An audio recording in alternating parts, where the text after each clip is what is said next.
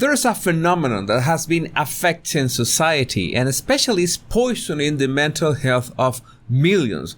And it has to do with this kind of headlines. Prince Harry's Spare sets Guinness World Record for fastest selling non-fiction book ever. And regardless if you think that, well, it was Meghan and Harry who bought at least half of those books, we have to talk too about Out of Your League, Shakira's song mocking ex Gerard Piqué breaks YouTube record. And what is going on with society also has to do with this question that I got on Twitter. Is it common or even possible for two narcissists to empower one another?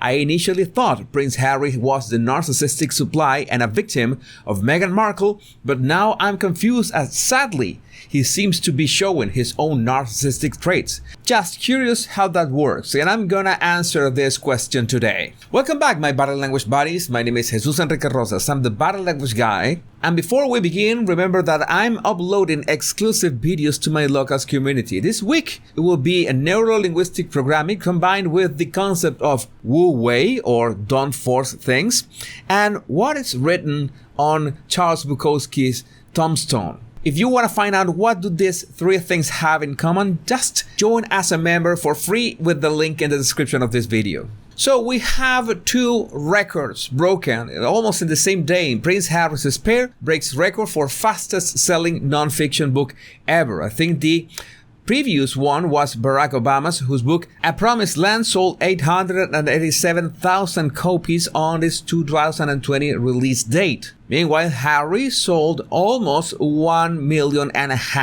Now, I've told you many times that these professional victims are not the only ones in the celebrity landscape, and professional victimhood is actually a pretty lucrative business as well. Harry is proving it right now, whether we want it or not. Because breaking a Guinness World Record, whether you believe it or not, is clout, is gasoline to keep pumping any kind of content that they want at this point. Now, I'm going to ask you a question. I don't know if you hang out on TikTok or maybe on Instagram too, but on TikTok, breakup videos like the one that you're seeing are extremely popular. What is a breakup video? Well, it's usually a woman who films herself crying, getting over the breakup, and filming herself over days, weeks, or even months just to prove the whole world that she's got over this man that, well, treated her really bad or dumped her with a text message or every single kind of story that you can imagine. Now, what I find the most unsettling about this kind of videos is that it's mandatory to film yourself crying and show yourself crying to the world. I don't know what are they trying to do with this, like some kind of therapy. I understand that you want to share your grief or share your sadness or share your emotion with someone, but I don't think it is a good idea to share it publicly with millions because, well, yeah, that could backfire in ways that I'm about to mention. So let it be clear, it's nice to share it with a friend, with someone very close to you, someone just to get it out of your system. But this is more like a narcissistic urge to, hey, look at my suffering, look at my how I've been treated by this man, look at what I have done to get over this. And this is one of the problems with society today. People want to be seen, but not because they offer some kind of value or they are bringing something to the table. No, they just want to be seen for the sake of being seen. A narcissistic trait that is like an explosion of narcissism everywhere. And this is a vicious circle because you see all these celebrities doing the same, like trying to expose themselves as much as they can, and you see influencers exposing themselves and their private life as much as they can, and you see, hey, I want that too. I want to attract that attention. I want people reaching out to me and say, oh my God, we feel bad for you, we feel good for you, we feel something for you, even if they are total strangers that you will never meet. That is the desperate need for any kind of emotional feedback that these people cannot get in real life. and real life is the only way to have legit emotional feedback. So this is actually a disease. So you might be asking or wondering, what does Shakira have to do with this? Well, she broke a record, a YouTube record, with 63 million views in 24 hours, blasting, mocking her ex, Gerard Piqué. In the diss track, a collaboration with the Argentinian producer Bizarrap, Shakira sings, "I'm worth two 22-year-olds. You swapped a Ferrari for a Twingo. You swapped a Rolex for a Casio."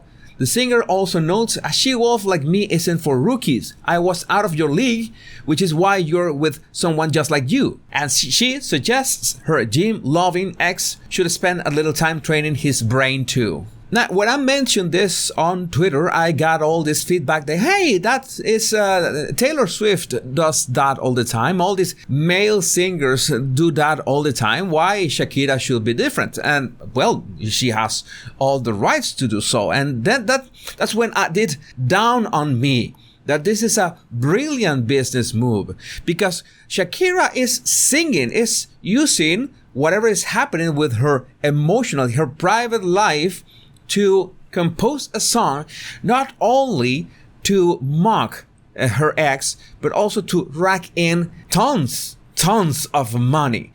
Because she's singing, who is she singing for? She is singing to these women that, well, can't withstand a breakup without trying to tell all the world. So Shakira is just doing the same.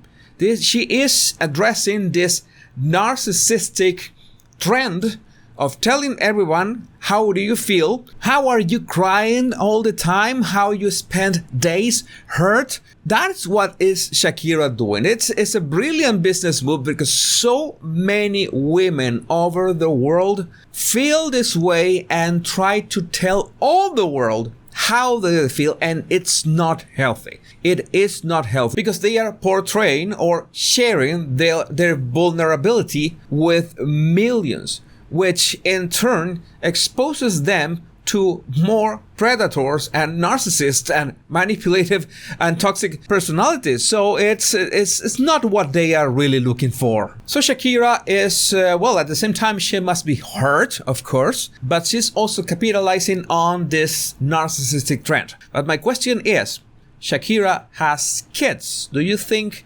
Shakira wants her kids to look at her or their dad this way? I'm sure that you have all kind of opinions about Piqué and Shakira, and I would like you to share them in the comments. I would like to know what is your opinion on this, because I don't think it's the best idea, and I think it just fits into the victimhood narrative that is a bandwagon that everyone wants to jump in, and it's not the best way to process your emotions in these kinds of situations. And I want to go back to the Guinness World Record broken by Harry, because that question that I was asked, is this common or possible for two narcissists to empower one another? My answer on Twitter was, Harry and Meghan are both narcissists, but of different types, so they complement each other. She's grandiose and malignant, and he's vulnerable and passive-aggressive. There's these types of narcissism, which is grandiose narcissist, malignant narcissist, vulnerable narcissist, and passive-aggressive. So we have two people, Meghan and Harry. She is grandiose and malignant, and he's vulnerable and passive-aggressive. What a couple. I wouldn't like to be really near them, and that explained why their house, their company are just constant going in and out of people working for them, because, well, you can imagine what it will take to withstand Meghan and Harry near you. I'm really sad about the children, because, well, if having one narcissistic parent is overkill, two is gonna be a total shitstorm. So we have a big problem, because we have these two narcissists breaking war records and, well, having a business out of it. So in turn, you might see these kind of videos of, I broke up, this was one day before breaking up, and it might seem that this is, I don't know, this doesn't hurt anybody, but it's exactly the same principle. In one extreme, we have the professional victimhoods. In one extreme, we have the professional victims. And on the other side of the spectrum, we have the aspirants to this. People do want this kind of fame. Hey, if I inspire enough self-pity, I see that, well, people react to me and people send me messages and people say, oh, poor you. And people send messages that are not exactly encouraging to, well, get over it. But sometimes you like the attention you get in these sad states. And that is a dangerous cycle or dangerous feedback on that state. So I don't think there's much of a difference between this and watching Harry complain about literally everything. So it's the same. We are watching the dawn of a new economy. Victimhood is the new currency.